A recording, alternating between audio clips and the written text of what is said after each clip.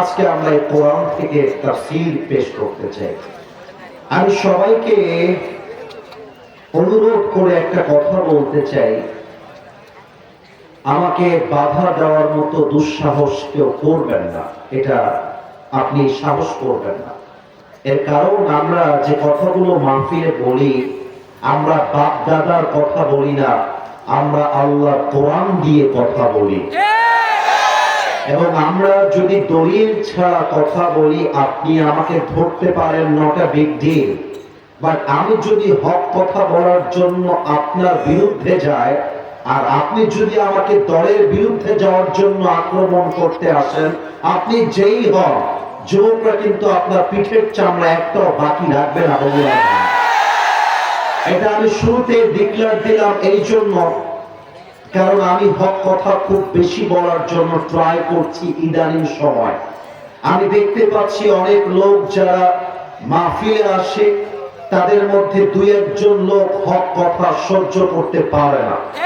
তাদেরকে বলতে চাই, প্রিয় ভাই, তুমি মাথায় রাখবা, এটা 5 আগস্টের আগের বাংলাদেশ নয়, এটা 5 আগস্টের পরের বাংলাদেশ।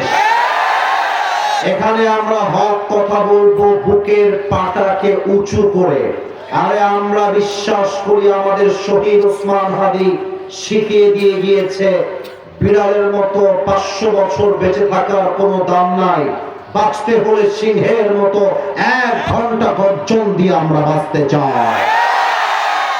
শহীদ ওসমান হাদি যদিও বা সে পৃথিবী থেকে বিদায় নিয়েছে, শহীদ হয়ে গিয়েছে, তবে তার চেতনা এখনো মরে যায় নাই।